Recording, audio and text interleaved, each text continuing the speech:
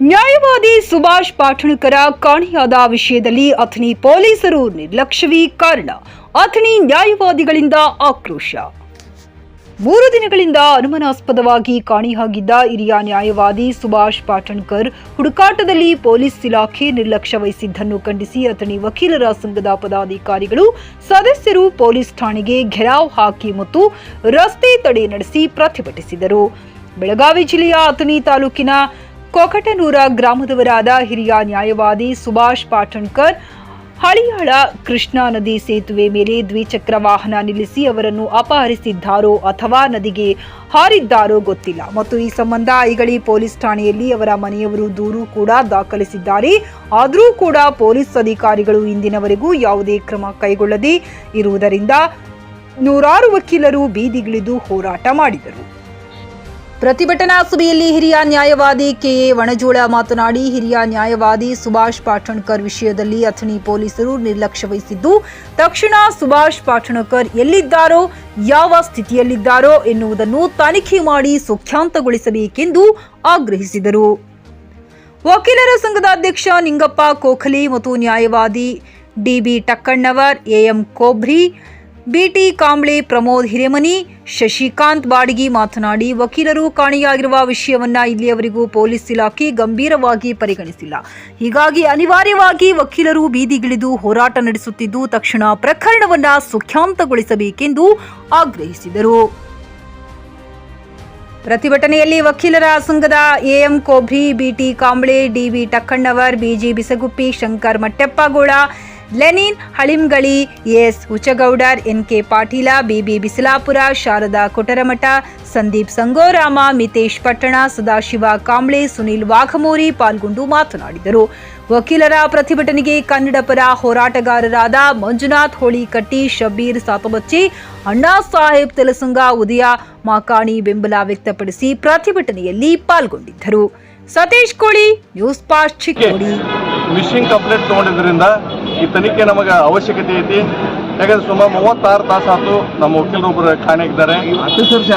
ಒಂದು CPI ಆಗಲಿ, DSP ಆಗಲಿ, PSI ಆಗಲಿ ಯಾವುದೇ ರೀತಿಯಿಂದ ಅದ್ರ ಬಗ್ಗೆ ಕ್ರಮ ಕೈಗೊಳ್ಳದೆ ಕೇವಲ ಸಿಬ್ಬಂದಿಗಳ ಮುಖಾಂತರ ತನಿಖೆ ಮಾಡಕತ್ತಾರ. ಅದು ನಮಗೆ ತೃಪ್ತಿ ತಂದಿಲ್ಲ.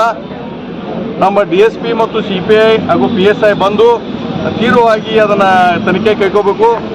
ತನಿಖೆ ಕೈಗೊಂಡು ಮತ್ತು ಆ ನದಿಯಲ್ಲಿ ಅಥವಾ ಏನೋ ಒಂದು ಅನಾಹುತ ಆಗಿದ್ರೆ ಅದನ್ನು ಶೀಘ್ರವಾಗಿ ಸಾಕಷ್ಟು ಸಿಬ್ಬಂದಿಗಳ ಮುಖಾಂತರ ನದಿಯಲ್ಲಿ ಪರೀಕ್ಷೆ ಮಾಡ್ಬೋದು. ಅವರು ಈವರೆಗೆ ಯಾವುದೇ ರೀತಿಯಿಂದ ಅದನ್ನು ಕಾರ್ಯಾಚರಣೆಗೆ ತಂದಿಲ್ಲ. ಅದು ನಮಗೆ ತನಿಖೆ ತೀವ್ರ ಅವಶ್ಯಕತೆ ಇದ್ದಿದ್ದರಿಂದ ನಾವು ಇವತ್ತಿನ ದಿವಸ ಎಲ್ಲ ಹಿರಿಯರ ಸದಸ್ಯರು ಎಲ್ಲ ಮಾರ್ಗದರ್ಶನದಲ್ಲಿ ನಾವು ಇದನ್ನು ತೀವ್ರವಾಗಿ ತನಿಖೆ ಆಗಬೇಕು.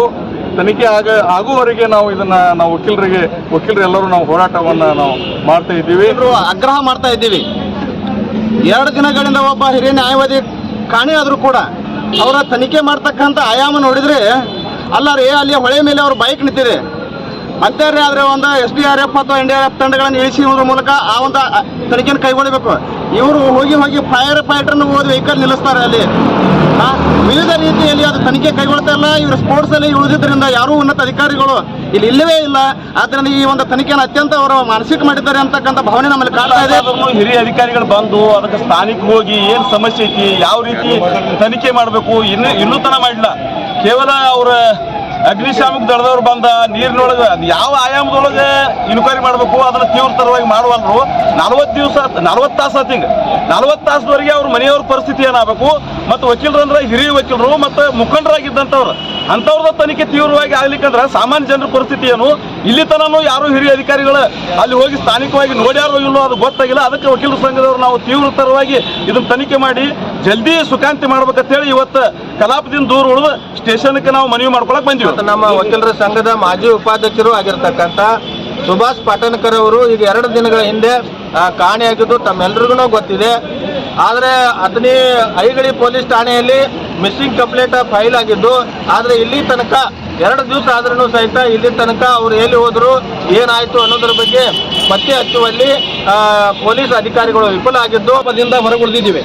ಇನ್ನು ಸರಿಯಾಗಿ ಎಲ್ಲರೇ ತನಿಖೆ ಪಟ್ಟಣ ಮಾಡಲಿಲ್ಲ ಅಂದ್ರೆ, ಯೋಗ್ಯ ಕ್ರಮ ತಗೊಳ್ಳಿಲ್ಲ ಅಂದ್ರೆ ಮತ್ತು ನಾವು ಕಾರ್ಯಕಲಾಪದಿಂದ ಮುಂದುವರಿಬೇಕಾಗತ್ತೆ. ಕಾರ್ಯಕಲಾಪದಿಂದ ಹೊರಗುಳದ ದೂರ ಉಳಿದ ಶಿಕ್ಷೆಯಿಂದ ಹೊರಗುಳಿಬೇಕಾಗತ್ತೆ. ಅನಿವಾರ್ಯ ಕಾರಣ ಅಂದ್ರೆ ಈಗ ಏನಂದ್ರೆ ಯಾವುದೋ ಒಂದು ನೆಪ ಹೇಳಿ ಹಂಗೈತಿ ಹಿಂಗೈತಿ ಏನು ಹೇಳೋದಲ್ಲ.